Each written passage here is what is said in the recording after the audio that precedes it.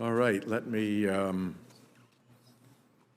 call this hearing of the Budget Committee to order. Let me thank my colleagues for indulging the late start. We start at 10:15 instead of 10 o'clock today because I had a presentation to make over at the Supreme Court. So thank you for indulging that. We will now... Mr. Chairman, were you arguing at the Supreme Court? No, I was presenting to the Judicial Conference for their biennial meeting at the Supreme Court. Semi-annual, biannual, which ones meets twice a year? Semi-annual. So let me first say good morning to our committee members present and offer a special welcome to our witness, Shalanda Young, Director of Office of Management and Budget. Director Young, it is always a pleasure to have you here before the committee. There is simply no better communicator of complicated budget procedure and arcana than you, and President Biden is very lucky to have you in this important position. As the President is fond of saying, a budget is a statement of values. That message is especially salient this year as President Biden and MAGA Republicans offer starkly different visions of our country's future. On the one hand, President Biden released a fiscally responsible budget that puts the middle class first, cuts the deficit by $3 trillion, and paves the way for a stronger, safer, and more prosperous America. On the other hand, MAGA House Republicans voted to undo pro-growth investments that are creating jobs, driving a clean energy boom, and lowering costs for households across the country, all while calling to make the Trump tax cuts for the very wealthy permanent. Today, we'll hear about the values represented by the Biden budget, like fighting for the middle class, lowering costs for families, and investing in communities. For example, President Biden's budget guarantees 12 weeks of family and medical leave. It would bring back the expanded child tax credit, which cut child poverty nearly in half. And it would increase funding for Pell Grants to make higher education more accessible and affordable to all students. The Biden budget lowers health care and prescription drug costs for tens of millions of Americans. For example, it would build on Medicare's authority to negotiate the prices of prescription drugs, a history-making initiative in the Inflation Reduction Act. So Medicare could negotiate the prices of at least 50 drugs a year, reducing the cost of medicines and saving Medicare $200 billion over 10 years. The Biden budget reflects the president's continued commitment to fighting climate change, a danger too many Republicans pretend does not even exist, ending unfair fossil fuel tax breaks, and requiring high-flying owners of private jets to pay fairly for the damages they cause. As we have heard in this committee, the International Monetary Fund estimates fossil fuel subsidies at over $600 billion, with a B, billion dollars per year. By contrast, what do House Republicans value? They value a tax code in which billionaires, big oil, and big pharma keep getting massive handouts while the middle class foots the bill, in which corporations' contribution to America's fiscal health continues to dwindle. And I'd refer you to this graphic that shows how much of corporate tax revenues are in our overall revenue picture. They are less and less in balance. MAGA Republicans value defunding the tax police so that billionaire tax cheats can keep cheating with impunity. And, as we've seen, they want secrecy. They will not come clean with the American people about which vital and popular services they would actually cut to help the billionaire elite. That should tell you something. One thing we've learned, when Republicans say deficit reduction, it's not going to come out of the pockets of billionaires. It's going to come out of yours. They admit to wanting to extend the Trump tax cuts skewed toward the wealthy and corporations at a $3.5 trillion cost. They rely on economic fairy dust and fantastical growth numbers to claim the corporate giveaways will pay for themselves, a magical tale rebutted in this committee by Republican and Democratic witnesses alike. Tax cuts simply do not pay for themselves. President Biden's budget would reduce the deficit by ensuring that big corporations can't get away with paying nothing and that billionaires don't pay lower tax rates than teachers and firefighters. It would end write-offs for corporations that offer exorbitant compensation to executives and close loopholes for big corporations that outsource jobs and shift profits offshore. And it would make sure the IRS can see to it that the wealthy and well-connected pay the taxes they owe. As we heard in testimony before this committee, those investments save money and have a fiscal return as high as 12 to 1. Unlike tax handouts, tax enforcement does pay for itself. Fixing our corrupted, billionaire-coddling tax code is good for its own sake, but the revenue also can support investments in the American people and reduce the deficit. When the wealthy contribute a little bit more to Medicare, we can extend its solvency indefinitely, as achieved by my Medicare and Social Security Fair Share Act. Lifting the cap so the wealthy pay their fair share will protect Social Security. My bill does just that, extending Social Security solvency indefinitely. And I look forward to working on these bills with the administration. Republicans claim they no longer want to cut Medicare and Social Security benefits. If that's true, the only other way to ensure long-term solvency is making the wealthy chip in more. The Biden budget is a proposal for how to reduce deficits by investing in our families and communities, by demanding that the tax system be fair, and by actually enforcing our existing tax laws on the wealthy. Deficit reduction the Biden way leads to a declining debt-to-GDP ratio, a sound marker of a responsible fiscal path. Creating a safe, prosperous, and fair nation. Those are our values.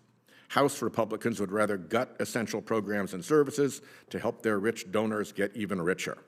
Which path we take is the choice that's before us today. I look forward to today's conversation on the President's budget. I will now recognize my distinguished ranking member, Senator Grassley, and then we will turn to our witness, the Director of the Office of Management and Budget. And just so that everybody knows, Senator Padilla is obliged to preside this morning, so I'm going to be swapping positions with him. He will have the opening round of questions, and I will go to the end of the line and take his.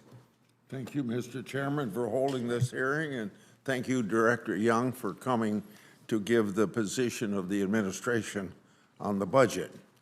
Today's hearing is doing what the Budget Committee is supposed to do, budget issues. We've spent a great deal of time over the last 2 years on climate, on abortion, and a lot of other issues, but this is what this committee should be doing. So I compliment the President or the Chairman for having a day of budget hearings. I was cautiously optimistic hearing President Biden's call for bipartisanship and unity during his inaugural address, but boy, have I been disappointed.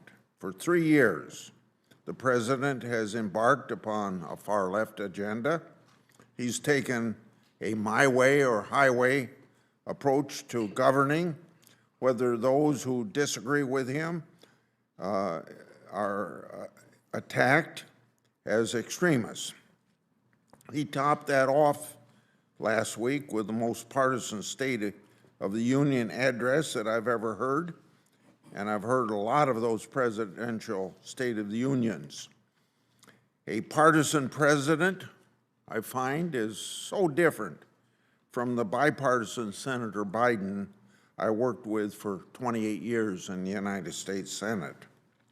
Now comes his fourth budget, offering more, same radical agenda.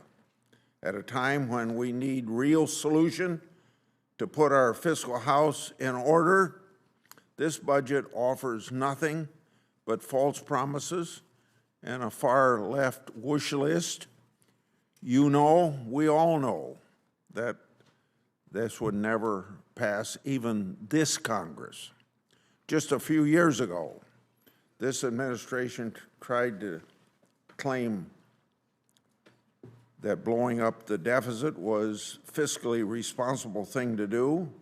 In fact, they said at that time higher interest rates would be a good thing. Now our nation is barreling down the fiscal crisis that was started then. We're over $34 trillion in debt and still counting. Even the president's media allies can't stomach his dishonest deficit reduction claims. CNN, for instance, called the president out, noting that his policies, in fact, quote, have had the overall effect of worsening the annual deficits, not reducing them, end of quote. Thanks to irresponsible policies, reckless spending, and decade-high interest rates, debt service costs have more than doubled since 2021. According to the Congressional Budget Office, interest on the debt will total $870 billion this year, exceeding what we expect to spend on national defense, the #1 responsibility of the federal government. If that isn't daunting enough, within 10 years, the Social Security Trust Fund is projected to go broke, putting benefits for over 50 million seniors at risk. Now, isn't this a sad political climate when a candidate Trump and a President Biden both say that they're not going to cut Social Security benefits? What do they think is going to happen in 2033, just 8 years down the road, when we all know that if we don't do something about Social Security, everybody's benefits are going to go down to 77% of what they're getting now? If there was ever a time for a president to show leadership with his budget, this is it. Instead, he offers proposals so far out of the mainstream. Most have already even been rejected by congressional Democrats. Even if all the president's fantasy proposals were enacted, the budget still fails to rein in unprecedented debt and deficits. Under this budget, publicly held debt as a share of the economy would rival the record set at the wake of World War II. Over the 10 years, the president's budget racks up a disastrous $16 trillion in cumulative deficits. And I think when I go to my 99 counties to have Q&A with constituents, which I do every year, not at every one of them, but at most of them, they yell at the back of the room, what are you going to do, Grassley, about the $33 trillion national debt? Soon we're going to be asked what we're going to be doing with a $50 trillion national debt. That's despite proposing $5 trillion in new job-killing tax hikes. That's in addition to a $2 trillion tax hike in stores for families earning under $400,000 due to the president's shelving of the 2017 tax bill. Now, how do you get around the fact that the 2017 tax bill sunsets under budget law, because you can't enact permanent law for more than 10 years, without even a vote of Congress? We're going to have the highest tax increase in the history of the country. Now, unwittingly, the president's budget shows what anyone who understands our fiscal situation knows: there aren't enough rich people to solve our budget woes. So I would remind even the chairman that just talked about taxing the rich that you could confiscate, not tax, but confiscate all the wealth of the wealthy people in this country, and you'd run the government for just a few weeks or at most a few months. There's just, eventually you're taxing people that aren't rich to do everything that wants to be done. I think Margaret Thatcher said it best, and I quote, "The problem with socialism is that you eventually run out of other people's money," end of quote. The president's budget is case in point. It includes no serious attempt to address ballooning autopilot spending that is the main driver of our record debt and deficits. Moreover, it piles another $2.5 trillion in new mandatory spending, amounting to one of the largest expansions of the federal government in American history. Now, it's simple math. If you want to implement European-sized government, you'll need to impose European-style taxes on everybody, because that's what the, well, I can't think of the across-the-board tax cuts that they have for everybody that's similar to what we have called sales tax here. I'm sorry, I can't think of that word. But it's simple math. If you want to implement European-sized government, you'll need to impose European-style taxes. That means higher taxes and higher prices for Americans of all income levels, and that's what this budget does. Ironically, President Biden likes to boast that our economy is doing better than Europe's. That's been true nearly my entire lifetime. Our economy does better than Europe's because this country has always rejected the kind of big government tax and spend policies envisioned by this president, copying Europe. Unfortunately, when it comes to the president's budget, the president's proposals and the Congress disposes, and I see Congress wasting no time before disposing of this budget. If the other side disagrees with me, then I challenge them to set a date to mark this budget up. It won't happen because even most Democrats wouldn't vote for this calamity. Unfortunately, this budget is another lost opportunity for the president to demonstrate leadership on pressing fiscal challenges, leadership that's desperately needed if we're ever going to climb out of a fiscal hole that we've dug ourselves into. Thank you, Mr. Chairman. Thanks very much. I now turn to our distinguished witness today to speak about President Biden's fiscal year 2025 budget request, and she is Director Shalanda Young of the Office of Management and Budget. Director Young, we will now hear your opening statement. At the conclusion of your opening statement, I will recognize Senator Padilla to step in my place, and I will swap and take his place further down the line in order to accommodate his responsibilities to preside in the Senate. And the order will therefore be Senator Padilla, Ranking Member Grassley, Chairman Murray, Senator Romney, Senator Stabenow, Senator Scott, Senator Warner, Senator Johnson, and then Senators Van Hollen, Kaine, Luhan, Whitehouse, and Merkley, unless interspersing Republicans appear. And with that, over to you, Director Young. All right, thank you, Chairman Whitehouse, Ranking Member Grassley, members of the committee. I know when some people say they're happy to be here, they don't really mean it, but I spent the majority of my adult career in this institution of Congress, so even though it might be a rough morning for me, I'm happy to be here.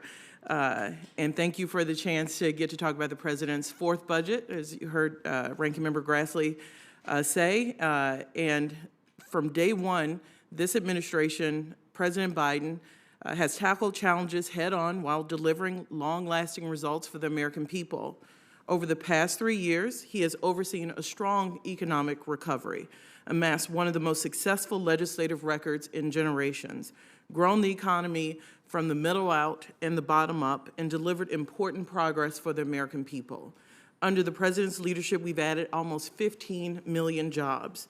The unemployment rate has remained below 4% for over 2 years, a 50-year record, while inflation has fallen by 2/3. This administration has taken action to lower costs for working families on everything from prescription drug costs and health insurance premiums to everyday goods and services, and the President's top priority remains lowering costs for the American people.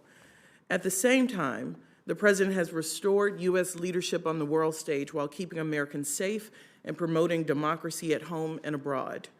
The President has delivered this progress for the American people, all while fulfilling his commitment to fiscal responsibility.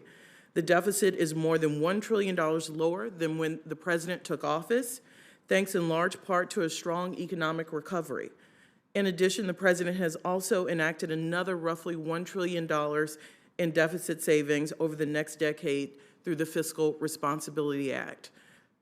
The President's 2025 budget details the President's vision for a more equitable, prosperous, and powerful America with proposals for responsible, pro-growth investments in the American people. The budget protects and builds on the progress made over the last 3 years and proposes additional policies to lower costs for working families, including for health insurance, prescription drugs, child care, utilities, housing, college, energy, and more.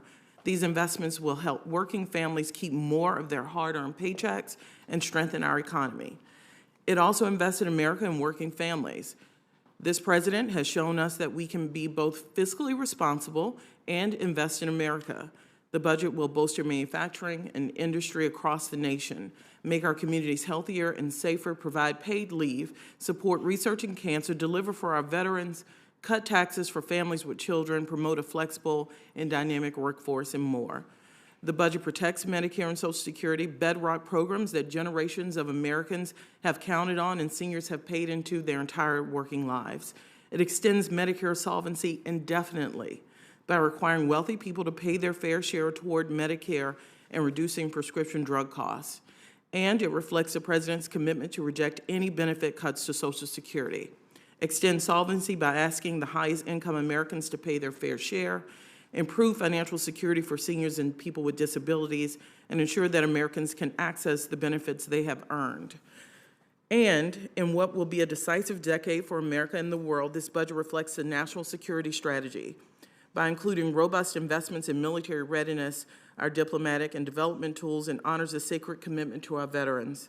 The budget achieves all of this while building on the president's proven record of fiscal responsibility and honoring the president's promise that no one earning less than $400,000 in this country a year will pay a penny more in new taxes. His budget reduces the deficit by roughly $3 trillion over 10 years, on top of paying for all new investments in the budget, by cracking down on fraud, cutting wasteful spending, including by reducing prescription drug costs, and making the wealthy and corporations begin to pay their fair share. I also want to thank the federal workers who have worked on this budget, my team at OMB, my team with me. Thank the senators for being here, and also your staffs. I did what you do for a long time in my career. I know this wouldn't happen without your hard work, so I want to thank the teams who all helped to put this together today, so thank you. Thank you, Director Young. Standing in for me, Senator Padilla. Thank you, Mr. Chair. Appreciate the consideration. First question, Director Young, in 5 words or less, how's the baby? The baby went quietly and peacefully to daycare this morning, so the baby could not be better. She knew I had some place to be. Not so baby anymore. In my time, there are 2 timely issues I'd like to cover with you, and I appreciate the call last week to begin the conversation on some of these.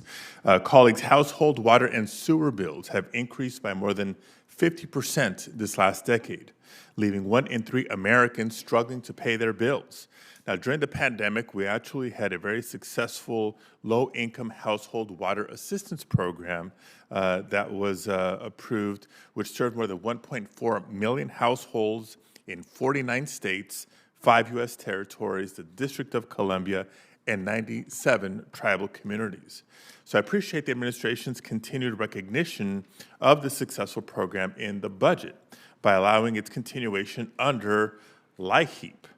But at least until we can pass my legislation that would make LIWAP permanent.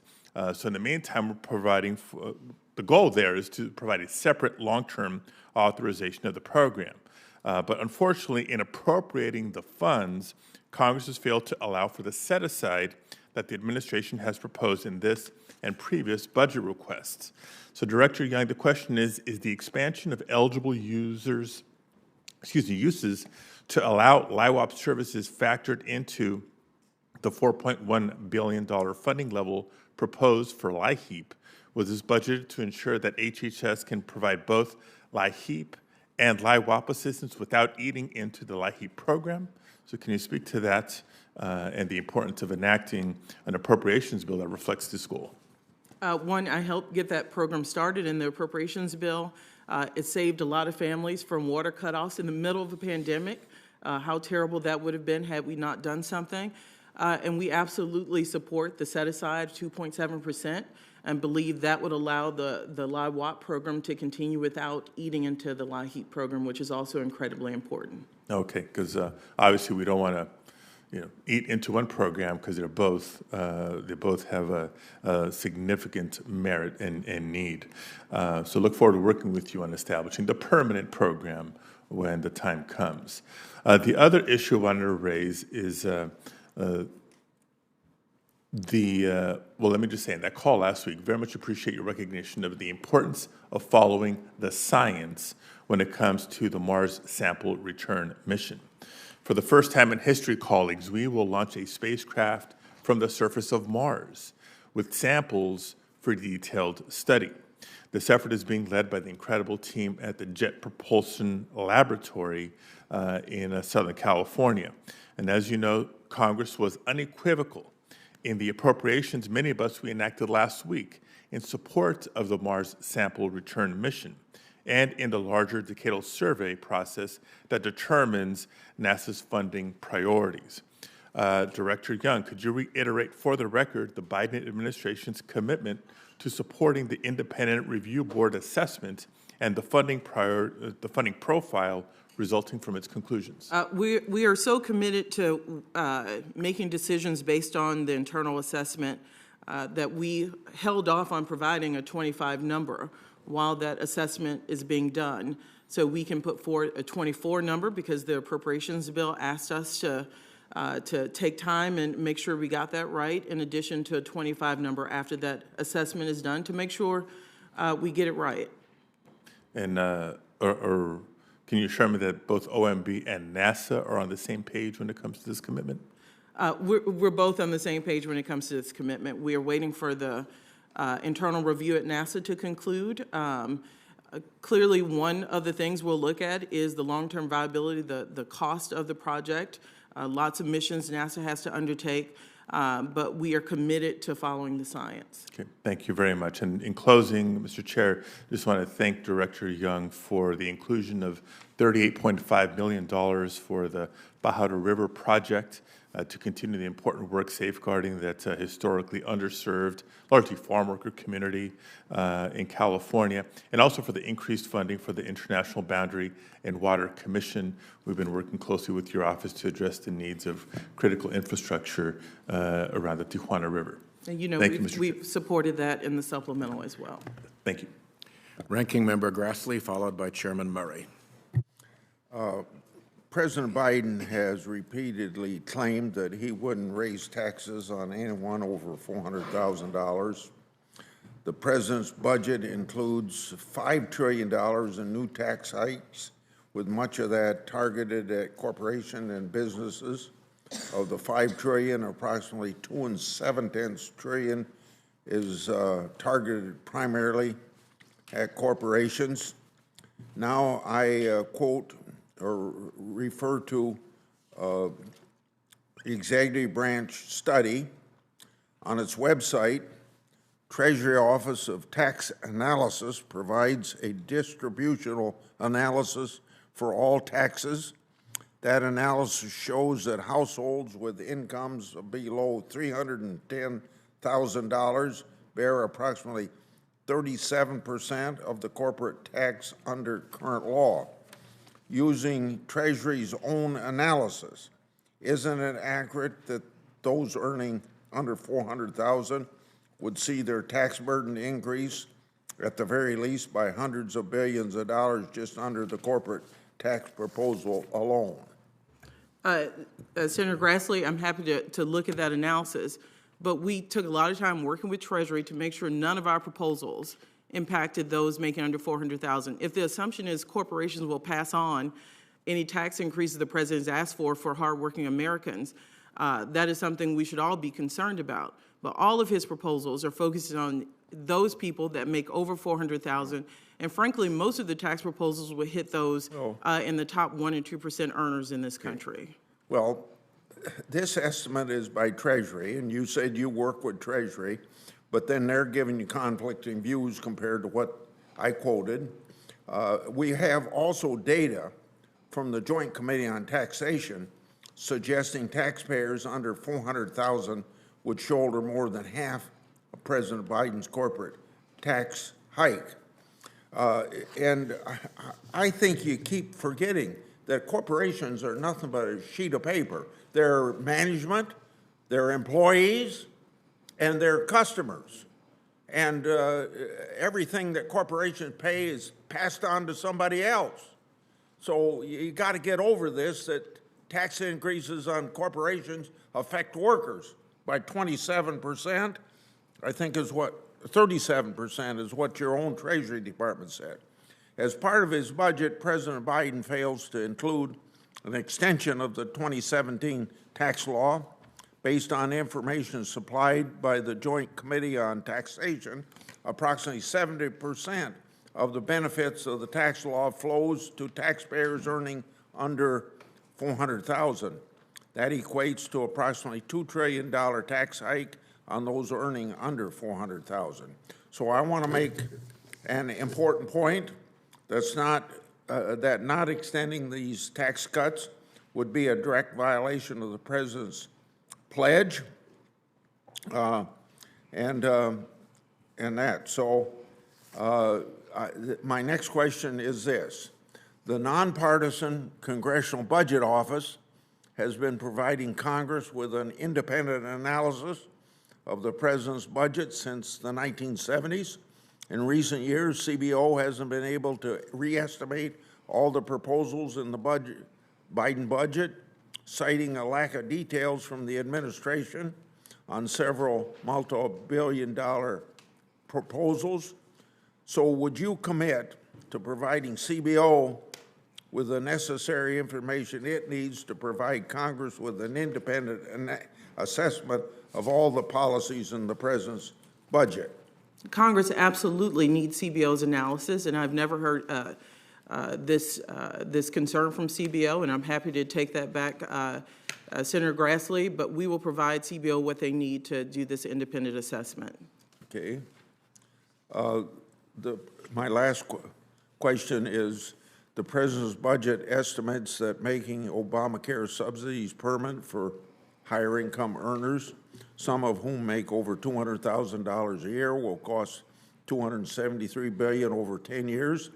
This is a 67% higher than what you estimated 3 years ago. Enrollment only explains half of this increase. Obamacare subsidies are growing 4 times greater compared to total national health expenditure.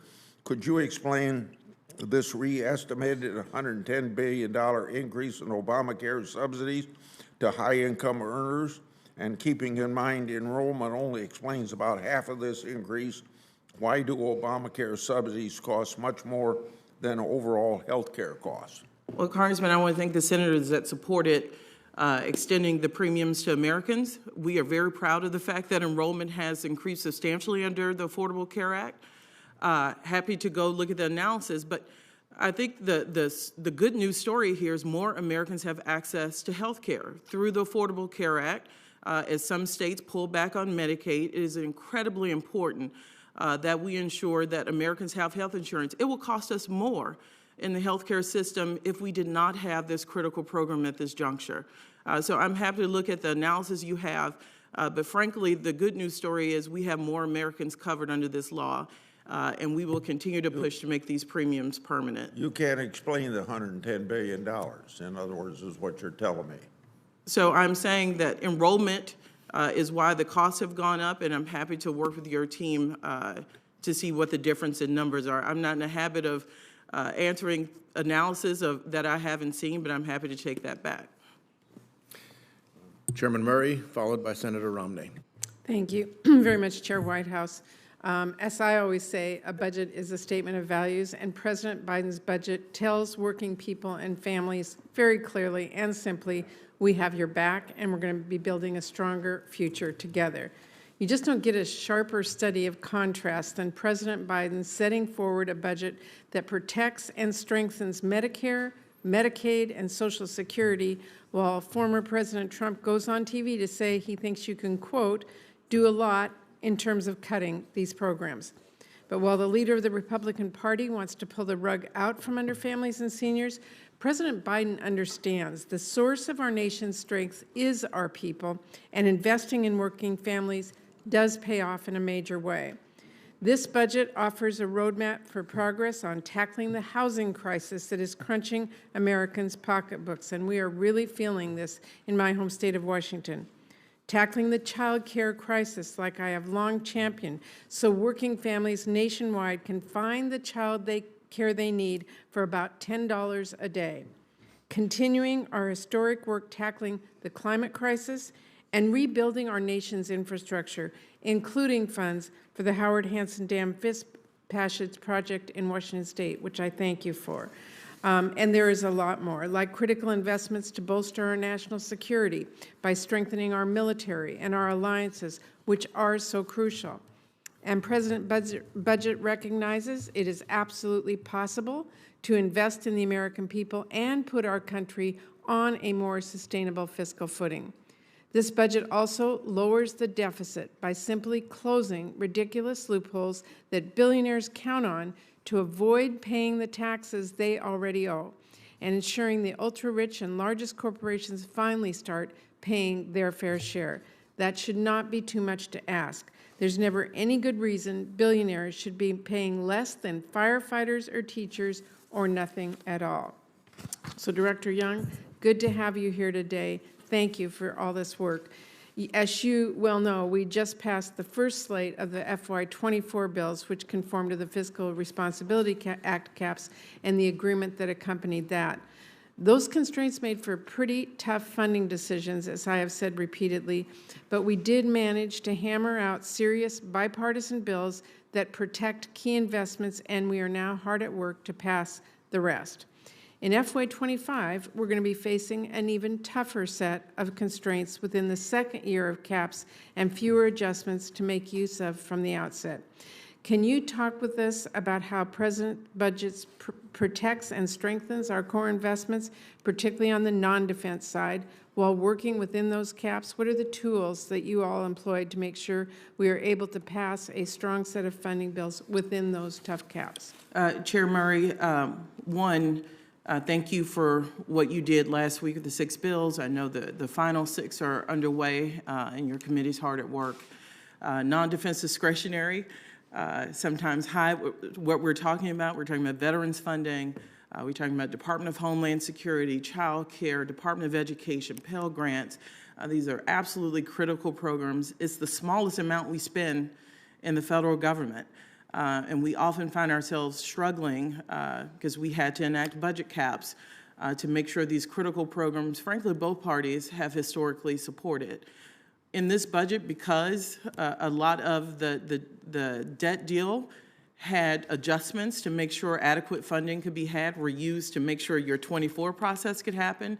This budget shows a path by using adjustments that have historically been used, like changes in mandatory programs and emergency spending where necessary. Congress has used both of those tools in the past in appropriations bills, and it's going to be needed more than ever at higher levels to ensure that programs, NIH, and every other place that has bipartisan support isn't cut unnecessarily. So those are the same tools we used in our Absolutely. Appropriations Committee last summer. We will need more. We will need more of those because most of the offsets your committee typically uses to make sure non-defense programs are continued and members' priorities are taken care of are gone, frankly.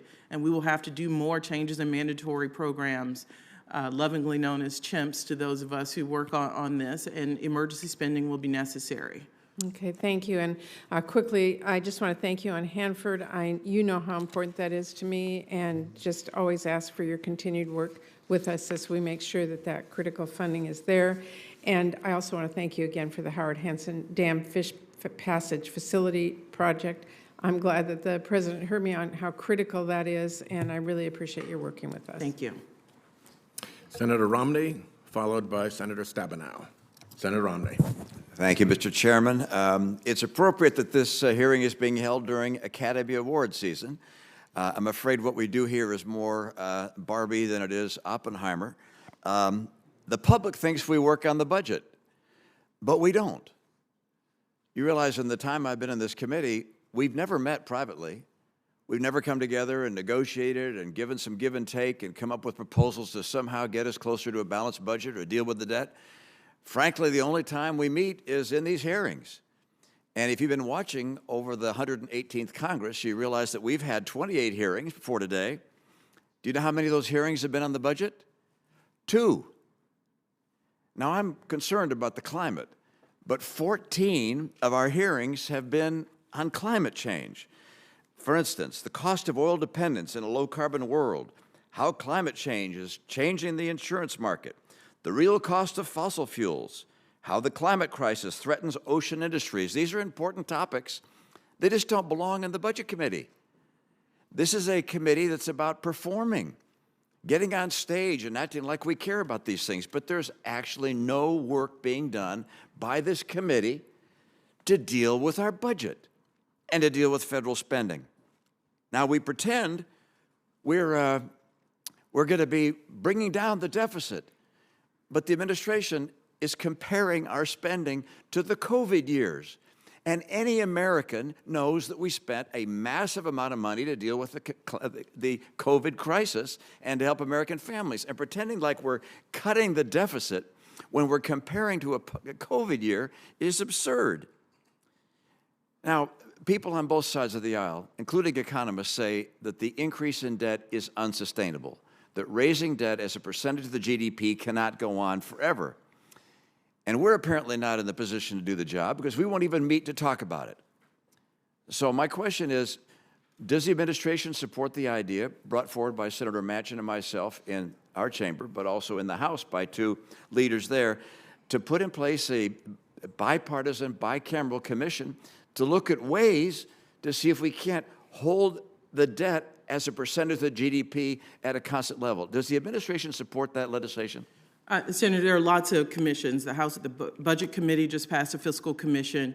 I won't pick amongst commissions that are flowing. Fine, but you think that's a good idea? But what I will say is, it will take bipartisan solutions to deal with our fiscal path. We're putting a path forward here. I know you may not agree on our revenue proposals. But you see, in order to have a proposal that actually becomes law, it takes both sides to come together. I can put a proposal out there that I know has no chance of passing and pretend like I'm doing something responsible. The administration puts a proposal out it knows has no chance whatsoever passing because we have Republicans and Democrats. We have to come together and work together, but we don't. So look, it's this sleight of hand, which is look at all the things we're doing. We get a proposal that makes it work. You don't have a proposal that actually would get accomplished because you can't bring together both parties to do it. The sleight of hand, I mean, the president said the other night that these wealthy, I think billionaires he was describing, pay only 8% in tax. Well, what he didn't say was that he wasn't talking about an income tax. I mean, it was very disingenuous. A sleight of hand, again, Academy Awards worthy. He's not talking about the income tax they pay. He knows the income tax that those people pay is a very high rate, as it should be. He's talking about putting in place a tax on the increase in value of their assets, so-called unrealized capital gains. I don't know of any country in the world that does that. Do you? If I can talk about this in a way, if those unrealized... Are there any countries in the world that tax unrealized capital gains? Senator, if those unrealized gains are good enough to take to a bank to get hundreds of millions of dollars or billions in loans, I asked a different question, and I get to ask the questions that I want, and I hope to get a response from you. I don't believe there's any country in the world that taxes assets or unrealized capital gains. I believe France tried it for a while and found it was a disaster and gave it up. But the president's proposing doing it and telling the American people they're only paying 8%. They're not paying 8% on their income. That's disingenuous. And by the way, I think it's the stupidest idea I've ever heard. Would devastate our economy. I'm not worried about how much money the billionaires are going to be paying in taxes. That's not my concern. It's the idea that we'd be transferring everything from the public markets into private assets that couldn't be valued easily. Look, I would describe as well the other proposals made sounding as if they have a chance of passing. They don't. We need to work as a committee and as a Congress to stop acting for the cameras and start working for the American people to finally deal with the massive deficits and debt that we have, and that's not happening. That's why Senator Manchin and I have proposed a bipartisan, bicameral commission to finally tackle this before it becomes such a crisis it can't be resolved without calamity. Thank you, Mr. Chairman. Thank you very much, Senator Romney. Let me take a chairman's minute to defend the committee on 3 points. First of all, we're operating under a budget agreement that holds through October of 2025. Bicameral, bipartisan budget agreement. Second, about a third of our total federal debt is produced by crises that we were warned of and didn't respond to. My God, if there is ever a crisis looming that we're not responding to that's going to smash into the budget, it's climate change. So I have no hesitancy about continuing to do that work. And finally, I've repeatedly offered members of this committee to get together with healthcare bipartisan solutions. I do think that the ticket to entry should be actually a proposal rather than just senators talking at each other. Our last hearing was on that, and I renewed the commitment, so I renew that commitment again right now. Let us look at bipartisan ways we can reduce the massive cost of our health care spending in ways that do not cut benefits. I agree with you on climate change, Mr. Chairman, but 14 of 28 hearings are on climate change, Wait till and the 2 budget on the gets budget. blown out by it, and the budget is under the rule of the bicameral bipartisan agreement. Senator Stabenow, followed by Senator Scott. Thank you very much, Mr. Chairman. I think all of what we're talking about is about the budget, and it's about our values and where we want to invest as a country. I do think it's important to note that when we have a Republican president, there's a very different discussion about deficits. I mean, we all know that the $2 trillion in unpaid-for tax cuts to the wealthiest Americans done under President Trump put us in a situation where 25% of all of the national debt of the country ever created was in those 4 years. And I didn't hear a lot then. In fact, I'm sure we're going to hear when those tax cuts come up for renewal that we should be extending all of them with the debt. So what I appreciate, Director Young, and I appreciate the President Biden for, is you're changing the paradigm. For years, we've heard about trickle-down economics. Let it trickle down. Some way it's going to hit you. People in Michigan still waiting for it to trickle down. But now we have something different, and it's actually working by the numbers. You just have to look at the facts. This president has said, grow the middle class. Lower costs for people, grow the middle class, and we'll see what happens here. Coming out of the worst crisis we have had ever in COVID and the mess that everybody was handed at that time, horrible situation for families, but also for a new president coming out of all this. So 3.5 years later, as my mom would say, proof is in the pudding. We got 15 million new jobs, 351,000 of those in Michigan. We've got unemployment below 4% for the longest stretch in 50 years. More small businesses are being created, which I love, and I have to put a caveat in, really led by Black women entrepreneurs. So I'm excited about all of what I see coming for small businesses as well, and I could go on in terms of what the numbers show us. We have not seen the crash that we keep hearing about from the other side, that in the doom that's been expected. We are seeing growth. We are seeing costs beginning to come down, and there's more to do. So I just want to first thank you for this budget, because you are building on the progress that's been made of smart investments to grow the middle class and to ensure, frankly, that large corporations and the wealthy pay more of their fair share, which I think people, certainly in Michigan, think is a good idea to see happening. I appreciate that this budget invests in affordable child care, helping people buy their first home. And by the way, as a caveat, when I was in northern Michigan last year talking to a coalition of 15 really terrific chambers of commerce of small communities all across northern Michigan, their top 2 priorities, Mr. Chairman, were child care, Senator Murray, and affordable housing. These are not radical socialists.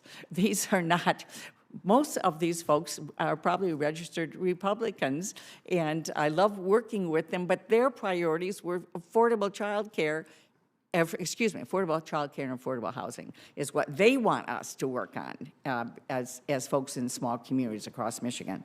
So this budget cuts student debt, lowers prescription drug costs. Again, thank goodness, as we move forward, would love to have bipartisan support for that. We had the first round, $35 insulin cap, negotiating with Medicare. We didn't get any of our Republican colleagues. It'd be wonderful to get some Republican support for this time. And of course, restoring the child tax credit, which when we did it 2 years ago, cut child poverty in half, which I think should be celebrated. So thank you for that. And also, this proposal would reduce the deficit by another $3.2 trillion while achieving long-term Medicare solvency without harming Social Security or Medicare. So I have a question for you. First, again, Director Young, thank you for supporting so many things that Michigan cares about. SULACs, Great Lakes Restoration Initiative, all the things that are important for us in Michigan, protecting our natural resources and growing our economy. We know that we work together, the Biden administration, and in fact, it's just wonderful bipartisan effort around behavioral health, really funding and supporting health care above the neck, the same as health care below the neck. And we have made dramatic steps forward across the country right now to fund comprehensive certified community behavioral health clinics, strongly supported by communities and law enforcement, and again, very bipartisan. So in addition to increasing the investments in CCBHCs in the president's budget, you have several other proposals to strengthen and improve access to behavioral health. I wonder if you might speak for a moment about this, because this too, out in the real world, certainly across Michigan, I know across the country, these are very, very important issues. Thank you for all the points you made. I could not have made them better. Look, president's budgets are to show a vision. Most budgets are not picked up lock, stock, and pass, but the idea is presidents should put forward how they believe the country should move forward. This president believes we have to keep investing in the American people, grow the economy for the middle class, give working families a shot in this country, and we can do that through a fair tax code. But that also means we get to do stuff like behavioral health, not only not adding to the deficit, but having $3 trillion in the savings in the deficit. And we're proud of the behavioral health budget, $20.8 billion in discretionary and mandatory resources across health and human services, $2.2 billion over 2023 spending. We enable more Americans with private insurance, Medicare and Medicaid to access mental health and substance use disorder care. The 988 crisis line, thank you all for helping get that started. We need more resources to make that more robust. I don't think anyone here thinks we need to do less for suicide prevention in this country for civilians and our veterans. So this budget makes those commitments to the American people, and we do so in a fiscally responsible manner. Thank you, Mr. Chairman. Thank you, Senator Stabenow. Senator Scott, followed by Senator Warner, if he is here, and if not, we'll go on to Senator Van Hollen. All right. Senator Scott. Thanks, Chair. Thanks for being here. So you work for a president that has a whole different vision of how you grow an economy. When I got elected back in 2010, the Florida economy was in the doldrums. We had lost 800,000 jobs. We had not balanced the budget in 20 years. We were going in default in our debt. And so we actually balanced the budget. So first year, we balanced the budget. We balanced the budget every year. And what happened is, even though I cut taxes and fees 100 times, my revenue skyrocketed, which gave me the ability to have record funding for education, transportation, environment, the things people care about. And we added, our job growth was faster, our wage growth was faster because we lived within our means. So I want to do two things. Just talk about, here's the way the American public look at your budget, and here's what's actually happening to the American public. So first, since 2019, the population is up 2%. So your budget increases spending by 66%. That's a lot. The American public says, okay, so what do we get for that? 66% increase when population's up 2%. If you look at the numbers, your spending per American, or that's not yours, it's President Biden's, but spending is $21,695. The average American income is only $59,430. That's you're expecting the American taxpayer to spend 36% of their income, 36% to pay for this budget. The increase per person in spending for every new person is $434,000. So if you just look at what's happened as a result of the deficits, as a result of the spending, look at what's happened to interest expense. When in 2022, interest was you projected 305, but projected was ultimately ended up being 476 billion. So your projection right now is 965, and so far the projections out of the president's budget has been dramatically off every year. It's been dramatically low every year. Even with that, let's say it's right. This year, interest expense will be in excess of Medicare and defense. So, I mean, when anybody says they care about Medicare or Social Security, when you see a budget that just doesn't even come close to balancing, it doesn't make any sense. There's no money, there's not a dime in here to improve the Social Security Trust Fund. There's not one penny. So then you go look and say, okay, so this is Biden's 4th year, so let's see if it's working. So the revenues are not up this last year, they're down. So federal revenues are down 9%, so that's not working. So I cut taxes 100 times, my revenues went up. Inflation, so if you think about, both of us grew up in families didn't have a lot of money. So think about what's impacting families like ours. Groceries are up 21% in 3 years. Gas is up 40%. Shelter's up 20%. Car payments are up 26%. If you wanted to try buy a house the day Biden took office, the cost now is just skyrocketed with what's happened to interest expense. Median household income has gone from $77,800 to $74,755. It's down 5%. So it's not, so you look at it, inflation's up, their wages are down. You're projecting a corporate tax rate, or not you, President Biden's projecting a corporate tax rate of 28%. I cut taxes when I was governor because I wanted every company to come to Florida. What we're telling people is, don't come to America. You should go to, well, Communist China has lower corporate tax rates. If our tax rates are higher, we're in a global economy, what's a company going to do? They're going to go where the taxes are lower, and they should, whether we like it or not. Now let's look at jobs. In the last 4 months, we've lost 1.78 million full-time jobs. We've only added part-time jobs. We've added 909,000 part-time jobs. Just look at the employment numbers that just came out. Immigrants, legal and illegal, in the month of February added 1 million jobs. People born in America lost 500,000 jobs. Wow. When I go back to Florida, people don't think this economy is headed in the right direction. Then you look at debt. Debt to GDP. Since Joe Biden took office, the debt has grown faster than GDP. And if you look at these proposed budgets, the debt is going to continue to grow faster than GDP. How is this ever sustainable? You can't do that. You can't do it in business. You can't do it personally. You can't do it as a country. So I know you're working for somebody that has a totally different vision of the country than I do, but if you look at the numbers, the proposal that's been made by Joe Biden has not worked for 3 solid years. And what I'd hope is at some point that it would change. But thank you for your hard work. Would you care to respond, Director? I just think one point worth native-born employment. When the president took office, 6.5% unemployment, 4% unemployment January 2024. So if we're looking at facts for native-born employment, which I hear is important, and the senator brought up, I thought that was an important data point to point out that unemployment for those native-born in this country have come down by more than 2 percentage points since the president took office. Senator Van Hollen.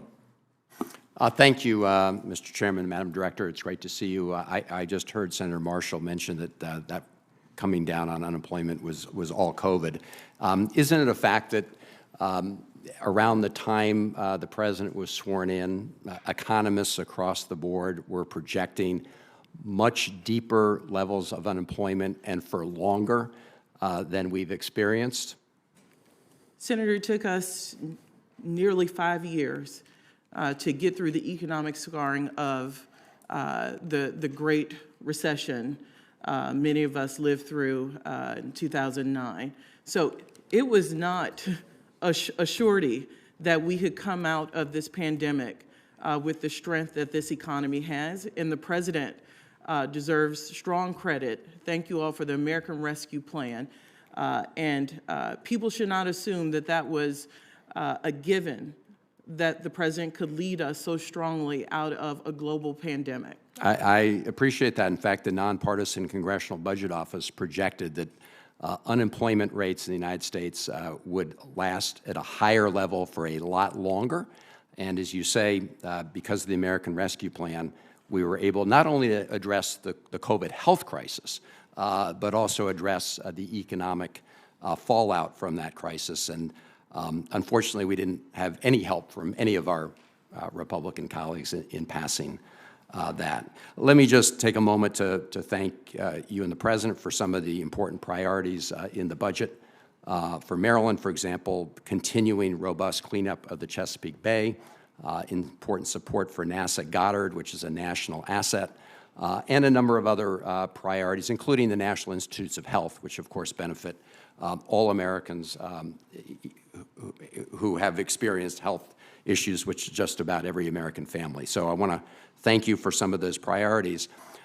I do want to also commend you on dealing with tax expenditures, right? Tax expenditures are tax breaks where special interests don't have to sort of pay the same rate or under the same rules as everybody else because they got a carve out. It's essentially a handout through the tax system by creating special exceptions. So I appreciate the fact that the President's budget goes after some of these tax breaks, like corporate jets, like a lot of the big tax breaks for the oil and gas industry. Could you just talk about why it's important that we have a fair tax system that doesn't include carve-outs for special interests, and how that also helps not only provide important investments for working families, but also contributes to reducing the deficit? Look at our Medicare proposal, Senator. By asking the wealthiest in this country to pay 1.2% more, by closing loopholes for people who have found ways not to pay Medicare taxes, we can save the Medicare program indefinitely. That is a small example, if you extrapolate to lots of different policies here, of what we can do. We can do more for middle class and working families. 1.2% for Medicare. You know, this isn't, you heard the president say, he's not trying to keep rich people from being rich and maybe having 2 boats instead of 3 by helping all Americans. And it goes on, you know, in-kind contributions. All of those things ensures that we pay for every investment. We make sure NIH has the resources they need. We make sure we have a child care system that is actually affordable. I pay child care every month. I don't know how families do it. I really don't, other than leaving their children in places where they're nervous every day to leave their kids. The richest nation in the world, we can do better. And we can pay for that. We can pay for that. We can help families by having a fair tax code. I appreciate that, Madam Director, and I would also point out when it comes to Medicare, in addition to providing long-term stability and solvency through the mechanism you talked about, the President also said he wants to announce and will announce or wants to announce additional drugs that would be subject to negotiating so that we can both reduce costs for Medicare and extend its life and lower costs for seniors on Medicare.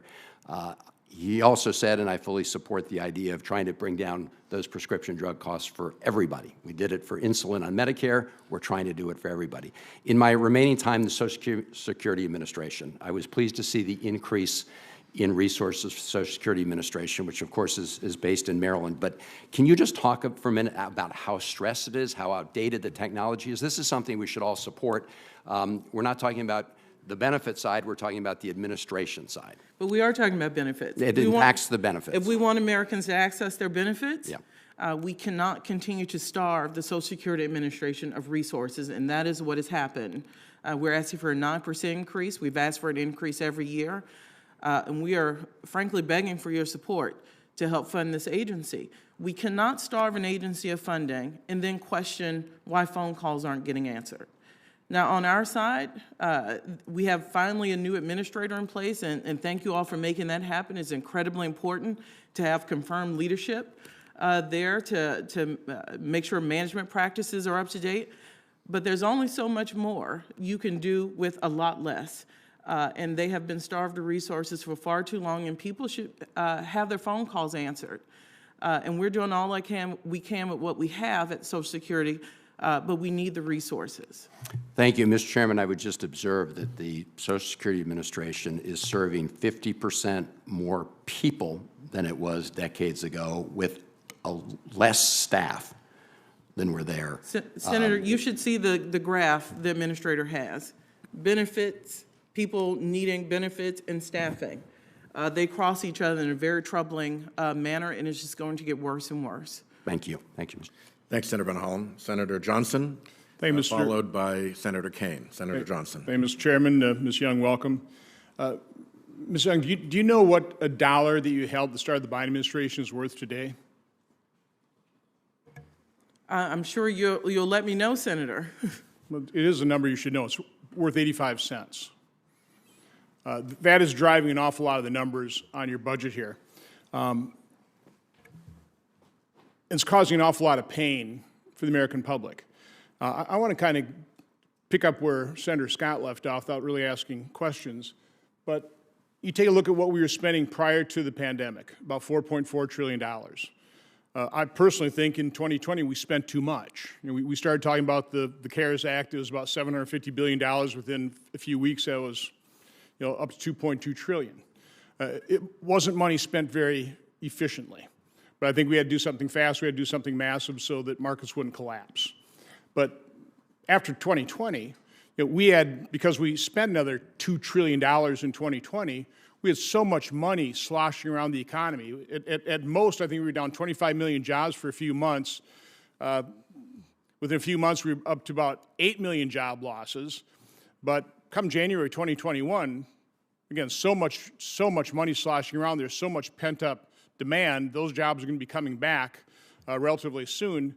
What do you think sparked the 40-year high inflation?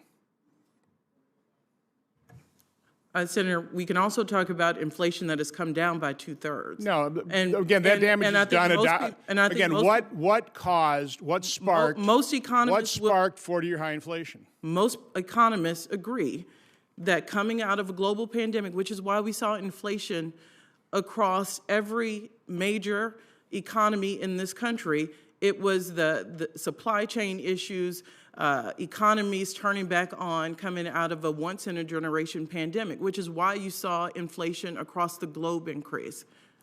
I mean, you don't think that too many dollars chasing too few goods is the primary cause of inflation? And when you spend $2 trillion 1 year over the next, and then you don't readjust the baseline, I mean, how can you justify spending $4.4 trillion? And as Senator Scott was saying, population grew less than 2% over this time frame. So we go from $4.4 trillion to 6.5. 2021, when President Biden comes into office, we spent 6.8.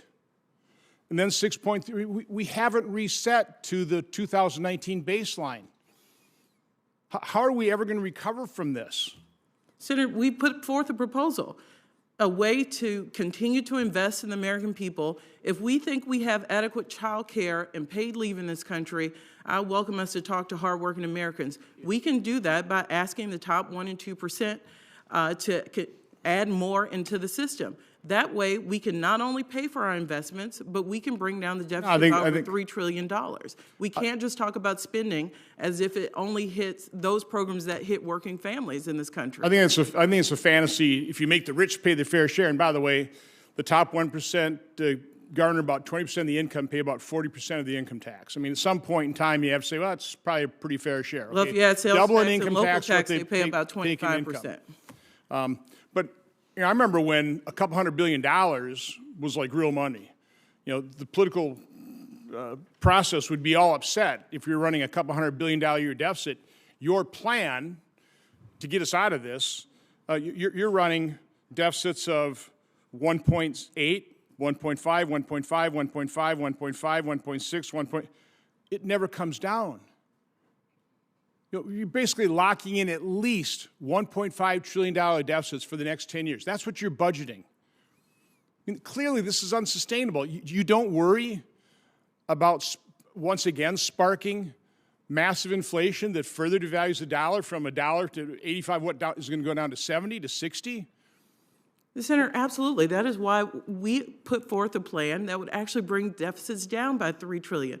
We care about our fiscal path.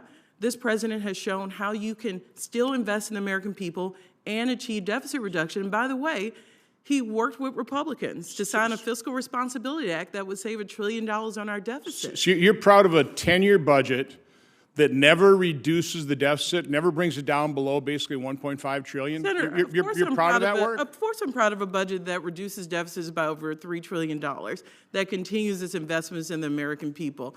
And by the way, most economists will tell you the way to look at our affordability of debt is to look at debt and deficit as a percentage of GDP. As a percentage of GDP, deficits are below 4.5%. I don't think average Americans take a look at least $1.5 trillion deficits as far as the eye can see and think this administration is bringing down the deficit. I mean, that's just fantasy talk. Thank you. Senator Kaine, followed by Senator Marshall. Thank you, Mr. Chair. Director Young, good to be with you. Budgets aren't about numbers, they're about people. The U.S. economy has come out of COVID stronger than any economy in the world, large economy. Jobs are up, unemployment's down, manufacturing jobs are up, inflation is coming down, people's 401ks are up, the rate of people who have insurance in this country dramatically up. These are the measures that I look at when I look at a budget and an economy. And I don't see a competing economy in the world that has done what the U.S. has done, and we've exceeded our own expectations from the CBO and others, as Senator Van Hollen stated. A couple of comments on some Virginia priorities, then I want to dig into child care with you. First, I really appreciate the President's budget has funding to save Tangier Island in the Chesapeake Bay. I asked you a question for the record in your confirmation hearing about the President's willingness to invest in fighting sea level rise and promoting coastal resilience, and the President's budget includes funding that builds on CDS funding I've received in the past to make sure we save this island in the Chesapeake Bay that has lost about 70% of its land mass and is extremely vulnerable to climate change. I was not happy that the President's budget zeroed out a program that I care a lot about, the Lorna Breen Act, which is funding for the health care needs of the mental health needs of our health care providers. The budget is strong with respect to behavioral health. I think that's great. But there's a particular program that I've worked on, bipartisan, that focuses upon the mental health needs of health care providers, named after a Virginia emergency room physician who died by suicide in April of 2020, and I'll work with my colleagues to make sure we continue that funding.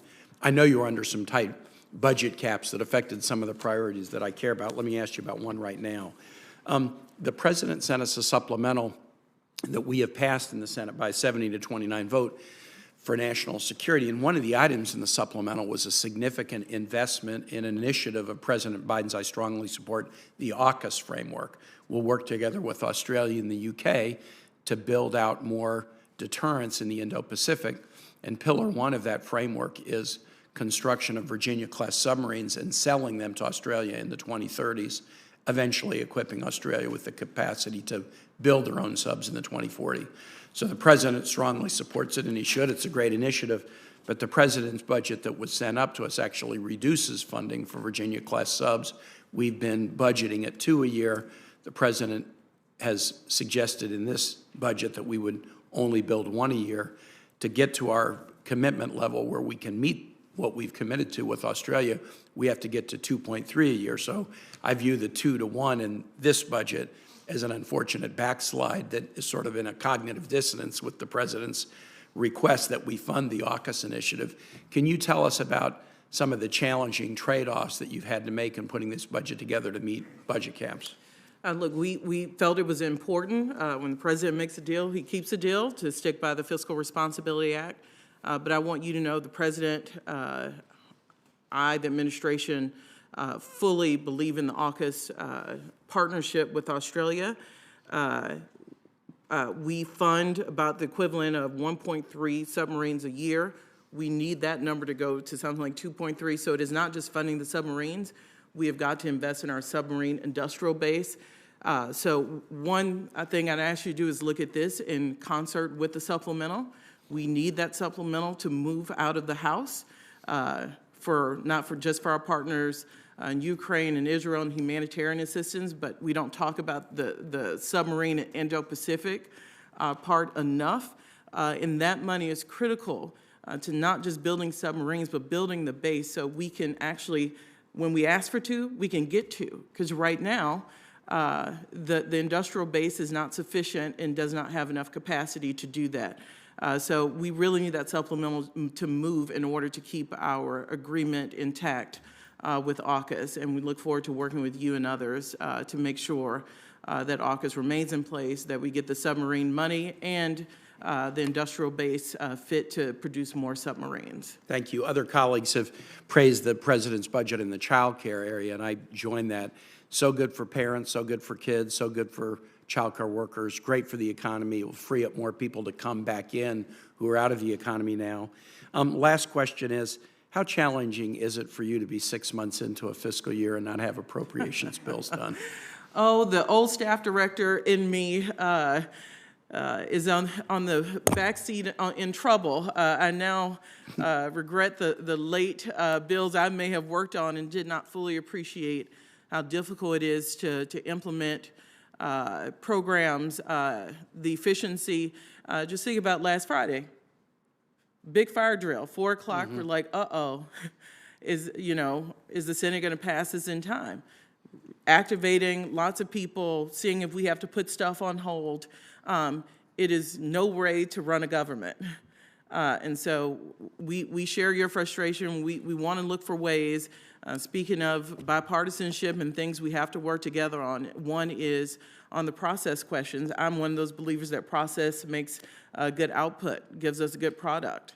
And we have to do something and work on the process of the appropriations process. And my guess is it's something I'll think about and work on for the rest of my time working in this town, because it's incredibly important, and agencies depend on this. And by the way, I like the annual process. I don't want to see the frustration with that process do away with that. I think it's a good thing that Congress looks at, now it's 30% of programs every year. But unless we fix the process, that frustration is going to bubble up and endanger, because you see the problems with it, the threats of shutdown. You have many supporters on that point in the committee, including the chairman. I appreciate your service. Thank you. Thank you. Senator Marshall is next, and then, depending on who's here, our order is Senators Luhan, Graham, Warner, Whitehouse, and Merkley. Senator Marshall. Thank you, Mr. Chairman. Today I'm here fighting for my grandchildren's future, for your grandchildren's future, for our grandchildren's future. They're going to have to live in a world where we're spending more money on interest than we do on Medicare, on the military, because of our appetite, our unquenched appetite for spending money. When their children are going through school, there'll be less monies for good schools, for good hospitals, for high-speed internet, for a strong military. Because of the spending we're doing today, they will suffer the consequences of this interest. I want to quote something that you said and you've written as well, Director Young. The president's budget reduces the deficit by $3 trillion over the next 10 years. I think that's deceitful. I think it's disingenuous. You've repeated here multiple times. You decrease it from what to what? You decrease it from $19 to $16 trillion. Only in Washington, D.C. do you make the claims that increasing the cumulative deficits by $16 trillion is a decrease. At the end of the day, you're adding $16 trillion that my grandchildren will be paying interest on. I think it's disingenuous, and I think the American public gets that. My first question, Director Young, how much money is the federal government going to spend this year? Senator, the budget, as many slides have shown, is about $7 trillion. What Okay, how hasn't much been do you shown think, is the so we're going to spend revenues. in the current fiscal year 2024, we're going to spend about $7 trillion and then $7 trillion in the next fiscal year. Is that correct? Well, Senator, we haven't put out a budget for the next fiscal year, but if you're talking about baselines, if nothing changes, calendar year 24 outlays will be about $7 trillion. This budget year, about $7.3 trillion. Okay, thank you. I would just point out that from over the last 5 years, that government spending has went up over 50% with no end in sight. Next, I want to talk about budget deficits for a second. $2.8 trillion, we can blame that all on COVID if you want to. Make sure it's the same graph I'm looking at. But we continue with these budget deficits of, approaching $2 trillion and perhaps more. I don't think anyone can argue that that's the future. And then we look at our national debt, of course, that we're going to add another $2 trillion to our national debt. That's at the end of the day, budgets be damned. I want to turn and ask a couple questions about Ukraine funding. Yesterday, Politico reported that the Department of Defense has sent $10 billion worth of weapons to Ukraine that it does not have the money to replace. Is that reporting accurate? Senator, I think no one was officially quoted from the administration in the article. I've read the article. So I'm not going to comment on unauthorized or people who speak on background. What I will say is if our Ukraine supplemental passed I understand the House, that. Is the $10 billion funding accurate? Senator, if we had the Ukraine funding, I understand that. That's not my question. I wish you would just answer my questions and not divert well, to Senator, different you're asking me things. a question based on unnamed sources. So is the in $10 billion article. figure accurate? We are very that really, disappointed. in reality, we didn't just send $113 billion. By the time there's a big difference between what these weapons we send cost versus the value of them today. That's right. So in reality, this is not a question. In a reality, we've really sent them $121 billion, and you said nothing to dispute that as being accurate. I want to go on. Here is a question for you. Does the administration have the ability to provide any additional aid to Ukraine in the absence of congressional action, yes or no? So, Senator, we have to do the supplemental. I understand. I understand that's your. your opinion. We don't have to do anything. That's your opinion. Will you just try to answer my question? Does the administration have the ability to provide any additional aid to Ukraine in the absence of congressional action? That's a yes or no Senator, question. if we have additional replenishment funds. I understand that. Will you not? So you're not going to answer my question? No, Senator, I'm trying to. If we have additional replenishment funds, if materials come in cheaper than we thought, that will give us the room to maybe do another drawdown package. We're looking at that. The Department of Defense goes in and buys equipment. If some comes in cheaper and we have savings, let me ask you the question in a different do that. way. Will this administration provide Ukraine any additional aid in any form until Congress passes the supplemental? Senator, if we believe we can do that, to your first question, if we believe we could do that without affecting U.S. readiness in a detrimental way, we absolutely will. It is the President's commitment that we will not let Vladimir Putin march through Ukraine. But we've been told over and over by this everything we can do. administration that we need to spend another $10 or $20 billion to replenish what we've given to Ukraine. So we didn't properly account for what we've already sent them. I still think we're $10 or $20 billion short of what we appropriated Well, Senator, we're worried versus about what we defense sent them. readiness past the supplemental. Thanks, Senator Marshall. Senator Merkley. Thank you. Director Young, are you familiar with the term greedflation? Did you say shrinkflation? Greedflation. Greedflation? I think I know what it is. Well, what it is, and Fortune magazine, I'm going to submit for the record if there's no objection, an article titled "Greedflation Caused More Than Half of Last Year's Inflation Surge as Corporate Profits Remain at All-Time Highs." If I can submit that for the record. Without objection. Thank you very much.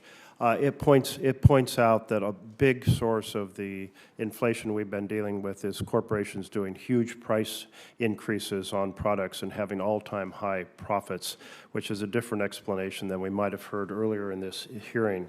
And then my colleague from Utah was talking about unrealized gains. And we have in America a system of dynasty wealth protection, and it works like this.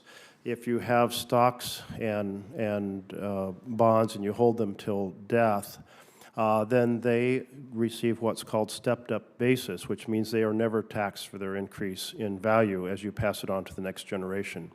And if you have property, it's even better. You sell one property, you buy another, you use a 1031 exchange, you're never taxed on the gain, and at death, it also receives stepped-up basis. So essentially, the wealthy investing in property proceed to never be taxed ever on their income from growing value of assets. Is that not correct? That is correct, and this budget does something about it. So this dynasty wealth protection has resulted in the United States having the worst distribution of wealth, the most inequality of any of the developed countries. I just went through the chart, and to give you a sense of this, in America, the top 1% own 40% of household wealth, compared to Canada at 20% and Japan at 10%. If you look at the top 10% in America, the top 10% own 80% of our household wealth. In Canada, it's 50%. In Japan, it's 40%. So we have put laws in place that essentially create the very dynasty wealth that the founders warned us against as creating a very unequal society. Is that not right?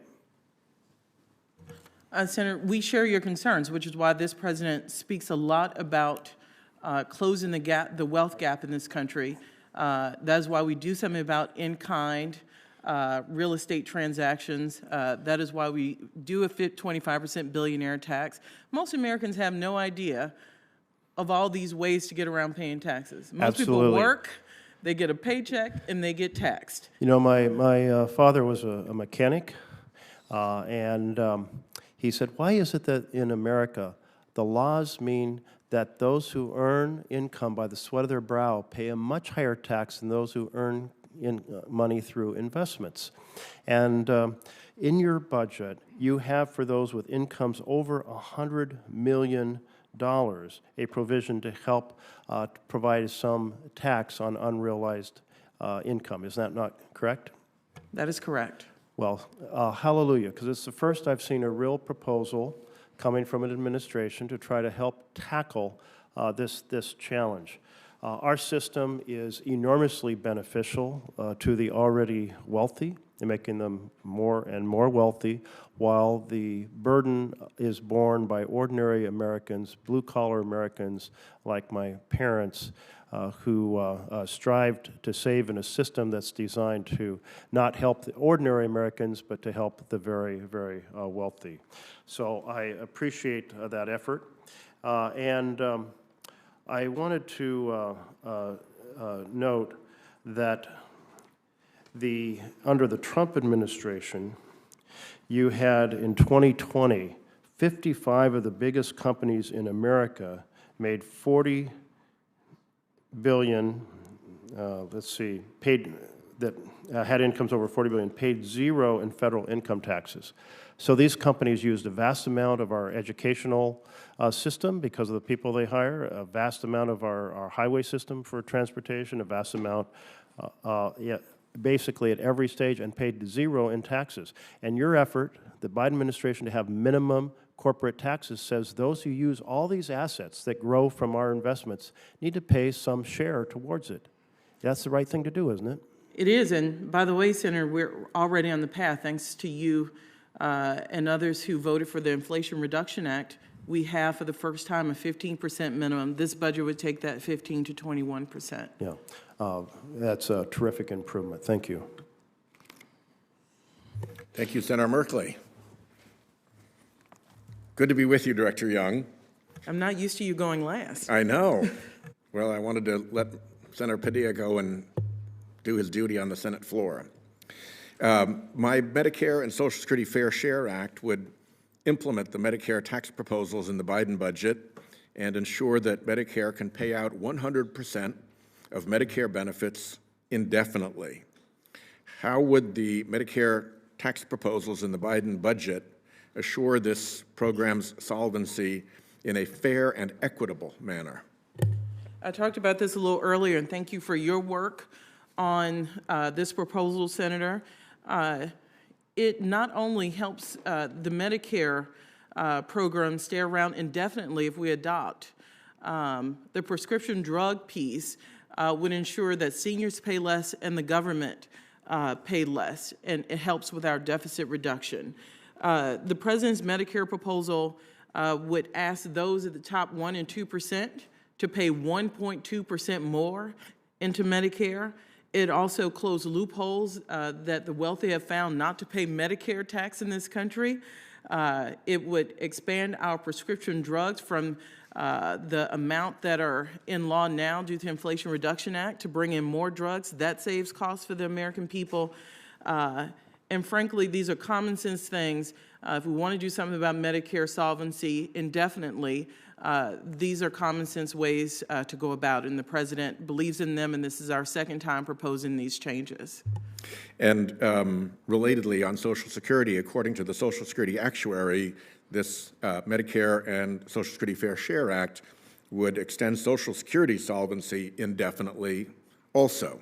And it would do so by making those earning above $400,000 contribute the same share that regular workers are obliged to for the first levels of income. It lifts the cap essentially and kicks in above $400,000. Is that proposal in line with the principles that your budget is seeking to achieve? And will you work with us on that? Absolutely. You heard the President speak about this very clearly Thursday. No benefit cuts on his watch, asking higher income earners to pay their fair share to make sure Social Security is solvent.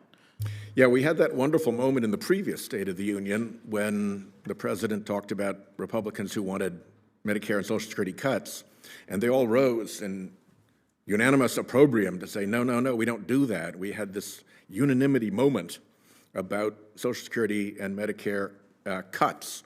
Now, of course, that was based in fact. We've had actually members of this committee say that they want to take Social Security and pull it up by the roots and get rid of it. That's hardly opposition to benefit cuts. And just this week, former president said that as part of his campaign, he was looking at cuts to Social Security and Medicare. So it's really important that we get this done now while we have the ability to do this under President Biden, because otherwise all the signs are that there will be cuts to Social Security and Medicare. Let's look a little bit about health care savings. There's an enormous health care issue in the budget, and we've done a lot of good work, I think, post the Affordable Care Act to prove in real practice that you can save on health care costs without cutting health care benefits.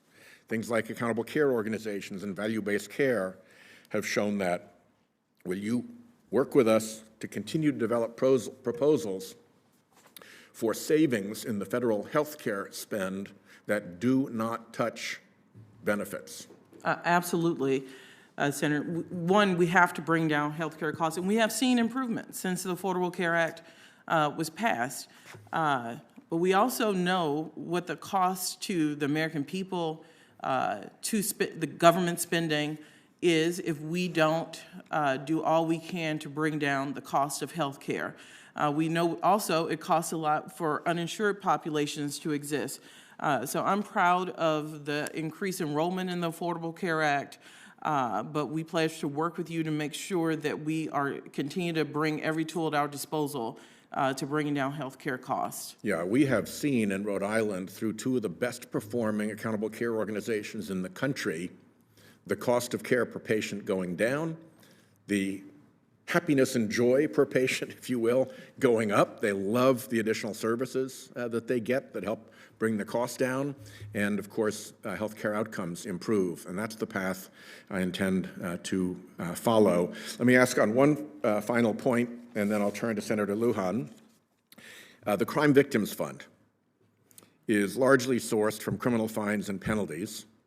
As a former prosecutor, I'm very well aware of how it enables state and local communities to provide emergency services to crime victims like shelters and transportation, very often for victims of domestic violence, and to support them seeking medical and mental health care that victims so often require in the aftermath of a crime.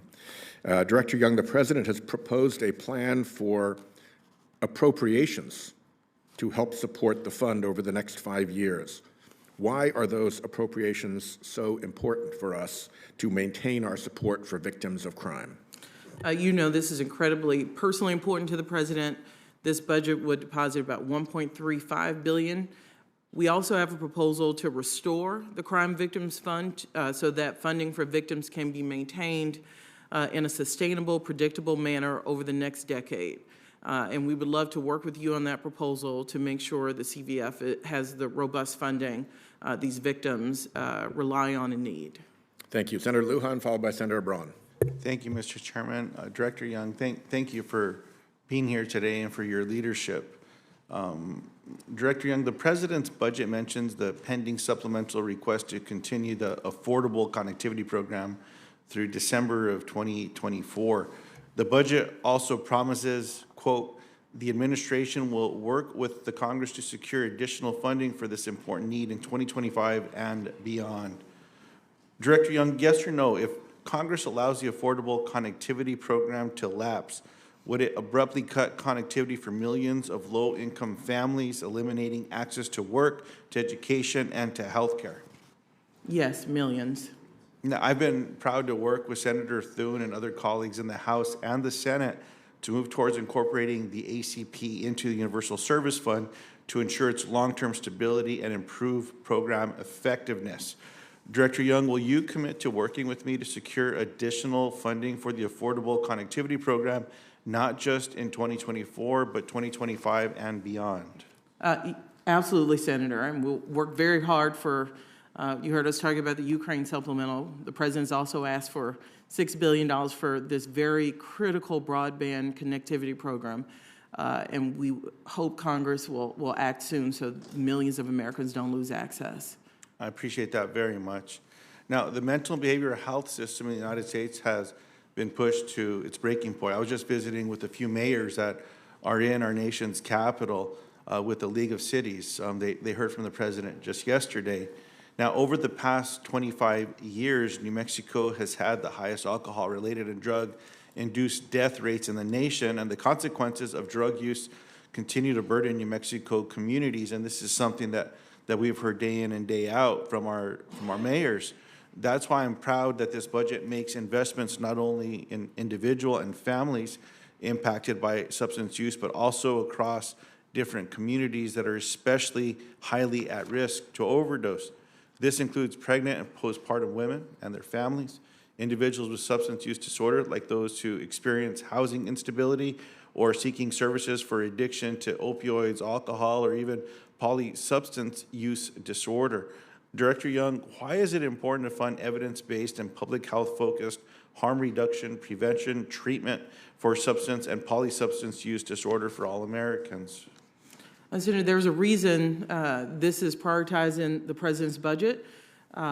We have seen American family after American family, their story about substance use disorder and what it has done and the generational harm it can cause. It's absolutely critical, just like any other healthcare disorder, that we have the resources needed. We have to make sure that insurance companies cover mental health and substance use disorder like any other ailment that might befall someone in a physical nature. So we take this seriously. I've been heartened by the bipartisan interest in doing something about this. It's going to take both parties coming together. One more thing we haven't talked about a lot today is also stopping the flow of some of these dangerous drugs that have come across our border. And part of the President's supplemental request that remains stuck is putting equipment into our land ports of entry to make sure we can stop fentanyl crossing our borders. I appreciate that. If I could interject just for 1 second Yes, on Mr. some Chairman. procedural business. We'll restart the clock at 1:30 for Senator Luhan, but he has kindly agreed, or at least his staff have kindly agreed for him, to gavel out the rest of the hearing. I have to get down to judiciary. We have an important hearing on the Voting Rights Act. Let me just conclude by thanking Director Young very much for her testimony here today and for a budget that we can all, I think, support of and be proud of. And with that, back to Senator Luhan for his time, then Senator Braun, and then Senator Luhan will close us out. Thank you. Thank you, Mr. Chairman. Thank you, Mr. Chairman, and I very much appreciate that response, and especially the latter. The one thing I'll compliment, well, there's many compliments I have for Chairman Whitehouse, but one of his responsibilities also is chairing a counter-narcotics group of us as well. And the one area, Director Young, that I believe also needs more attention is looking at illicit financial markets. These cartels and bad folks see this as a business. There's a lot of money moving around the country, and I just don't hear a lot in that particular space. I look forward to working with your office and, of course, with Senator Whitehouse's team and others to make sure we're able to put a dent in there as well. Now, I appreciate the President's continued support for the Department of Energy and the Department of Energy National Labs, but I'm concerned that the modest additional investments requested by the President are not enough to solve our nation's scientific challenges. For example, we must increase our nation's energy security while at the same time addressing the global climate crisis. Our international competitors are not waiting. Now, I meet regularly with the scientists and leadership across DOE's premier national laboratory system, including 2 national labs in New Mexico, Los Alamos and Sandia. Now, I know our national labs are capable and eager to help the nation and the world solve the climate crisis, but the President and Congress need to provide them the resources to get the job done. Director Young, as you know, on his first day in office, President Biden committed to reaching net zero emission economy. As you know, this commitment requires a massive reinvestment in R&D and our national labs. Director Young, can I get a commitment from you today to work with me and my colleagues to increase our R&D investments to the level needed to tackle the climate crisis? Senator, you have my commitment to doing that. Our budget contains $10.7 billion for labs. I understand more is needed. You know this is our last year of budget caps, but I'm committed to working with you. The President understands how vital the national labs are to our climate fight, to reaching net zero carbon by 2050. And you absolutely, we want to continue our partnership to make sure the labs are robustly funded to meet the moment. I appreciate that, Director. I have other questions I'll submit into the record. Director Young, I just want to close in saying thank you to you and to your team. Most recently, the Senate took a historic vote on the Radiation Exposure Compensation Act amendments. 69 senators voted in favor of addressing this important policy. And the statement of policy that we received from the President of the United States, I know had to be reviewed by your team extensively. I just want to say thank you. And I know that the families across America that will benefit from this program would also like to say thank you as well. With that, I'll yield my time. Thank you. And recognize Senator Braun, because I think you might be the... Senator Braun, you're recognized for your questions. I can't get over being a staff director. I'm very sorry. Thanks for getting recognized from the witness and the sitting-in senator. Looks like I'm the last senator standing. We've had a lot of interesting discussions about the health of our federal government and our financial trajectory. I got a question for you, because a lot of the facts and figures, I think, have already been covered by other senators. Do you think a balanced budget amendment or statute would be helpful to keep both sides of the aisle in a place where they'd have to do that simple thing so that we don't borrow from our kids and grandkids? I know everybody has great ideas and intentions, but it looks like the major result over the last, probably since the Bush administration, when we put 2 Rs on the credit card, it's been both sides of the aisle. And that goes back to 2000. We're entering into 3 decades of it soon. Where are you at on a balanced budget amendment or statute?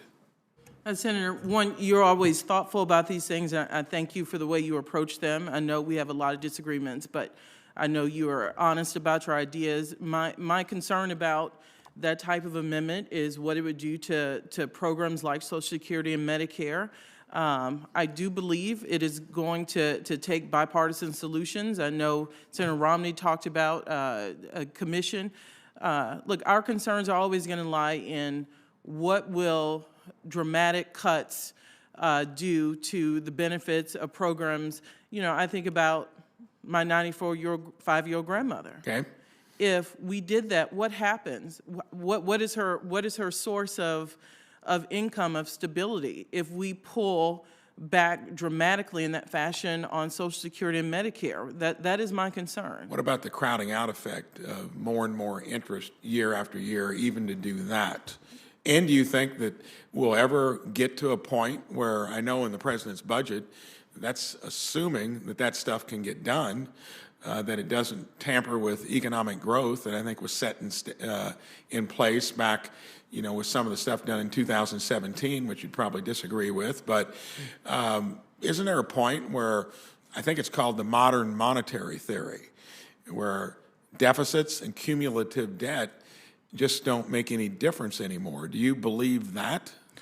Senator, I believe we need to make sure debt and deficits as a percentage of GDP don't make our debt unsustainable. So no, I do think there are measures we have to be very careful about. We need to make sure real net interest stays well below, as a share of GDP, 2%.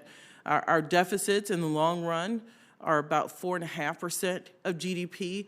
Most economists believe those levels make our debt manageable. So we agree on the need to manage our fiscal house. But we think nominal numbers tell one story. Yeah. The more complex story is looking at a lot of these things as a share of GDP. I think the only other country that's taken that more to the limit would be Japan, and they're a country that's got a lot of issues with their economy in terms of how it's growing. So in going 50 years back, we've never, other than 2 years, generated in revenues, regardless of the tax rate. You raise taxes, you flush a little more into the Treasury, you start to lose economic growth over time, as a rule. And if you lower taxes, you take a little bit away from the Treasury, you raise economic growth over time. Pre-COVID, the CBO was about ready to say that we were revenue neutral on the Tax Cut and Jobs Act. And then, of course, all the wheels fell off associated with COVID. So at some point, we got to not defy statistics to keep Social Security healthy, Medicare, Medicaid, defend our country. Maybe we have to do fewer things, but anymore, the mandatory spending is getting to the point where it's driving everything structurally. So it sounds like you're willing to live with never reducing principal, keep growing debt as long as the percentage of interest doesn't swamp the deck. Look, I think the way to measure these things from a sustainable standpoint is look at real net interest as a percent of GDP and look at deficits as a share of GDP. I don't think it is saying our principal should never be paid down. But I also am a believer revenues is a story to tell in this. I do believe, especially with the IRS investments we have, that there is a different story we should be telling this country about bringing revenues in. And the last time we had surplus in 2001, we did have revenue higher as a percentage of GDP. A couple years out of the last 50. So I just want to make sure you don't try to generalize that, because that's been hard to attain. The other thing I'd like to point out is that with the economy as it's been constructed over the last 3 years, I'd make the contention that government has benefited most. The only part of our economy that actually brings prices down, enables you to raise wages, would be from more business investment. Government is another form of consumption, and we're already a consumer-driven economy based upon, I think, borrowing and spending as opposed to investing and saving. We're not going to, I'm about out of time here, even though I'm the last senator. We're not going to get to any agreement there. I would just want to put it on record.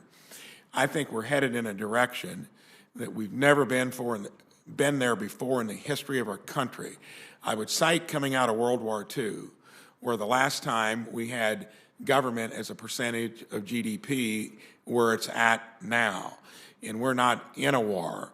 And we were savers and investors there. We paid it off to where we almost had no debt, built the interstate highway system. A lot of what you want to do through government, I don't think is going to be sustainable when we don't put more discipline into the configuration. So I think a lot of the things you talked about are in jeopardy because we just cannot, over time, when the facts and figures say we've never generated more than 17.5 to 18% of our GDP in federal revenues, having a federal government now that's taking government to up to 25% higher than what it was pre-COVID, and we're not involved in a war. Think about that. I think we need to pay more attention to it, or else I think the country in the long run is going to be going through some really tough times living beyond our means. Thank you for being here today. Thank you, Senator Braun. You're no longer the last senator. Senator Graham, you're recognized. Thank you. Welcome, Ms. Young. Thank you. I'm not going to ask you any questions. So I'm just going to make a statement here about the budget. You know, we got problems with the budget over here and taxes and spending. But one thing about this budget that I think is not just unique to President Biden, the defense side of this budget is not good for our country. It was a result of a deal negotiated, I think, with the former Speaker of the House and the administration approved by the Senate.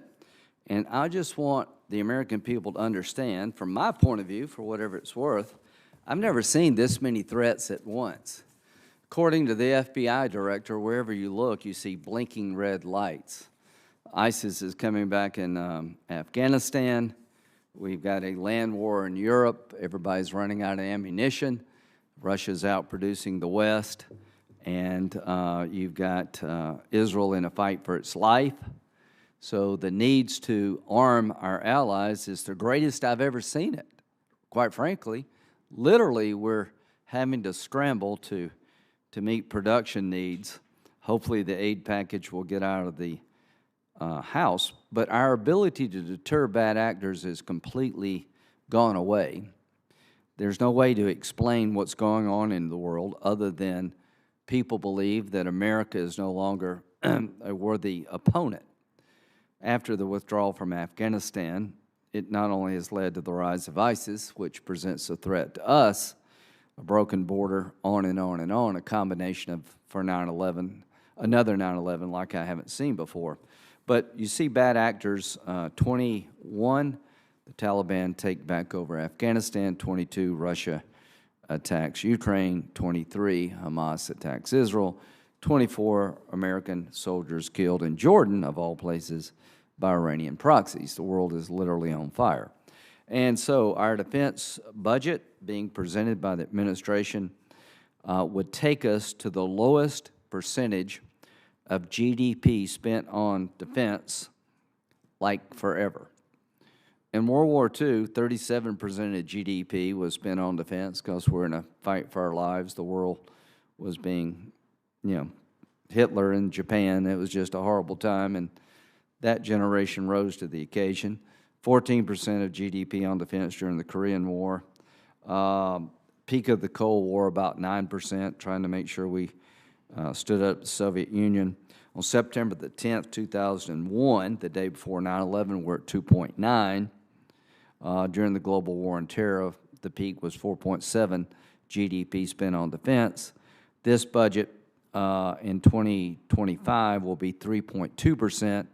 By 2034, we'll be spending 2.4% of gross domestic product on our defense.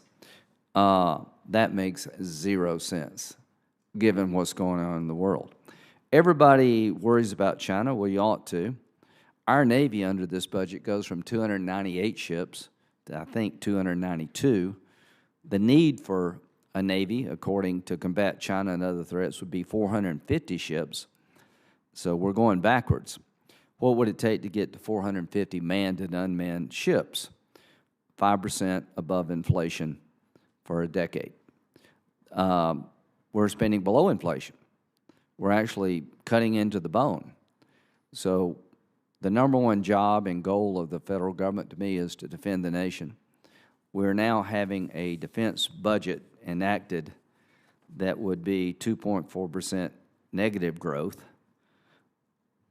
We need to grow from 3 to 5% to match the threats we face.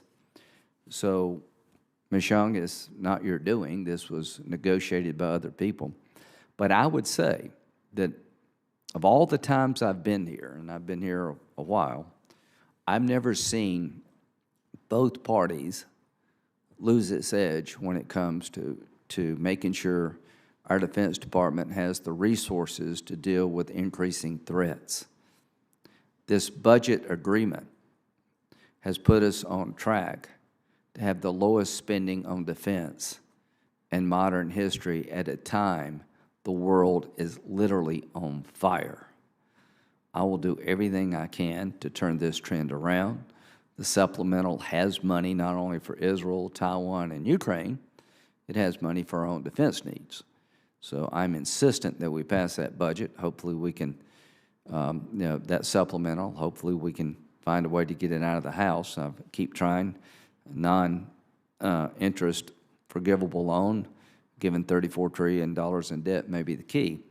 But when it comes to our defense needs, this budget is not only inadequate, it puts us on a pathway to reduce our capabilities when all of our adversaries are increasing their capabilities.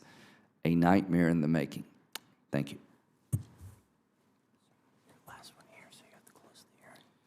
I want to thank Director Young for appearing before the committee today. Her full written statement will be included in the record. Questions for the record are due by 12 o'clock noon tomorrow. We ask Director Young to respond to our questions within 7 days of receipt. With no further business before the committee, the hearing is adjourned. Thank you, Ms. Young. Thank you, Mr. Chairman. That's bipartisanship.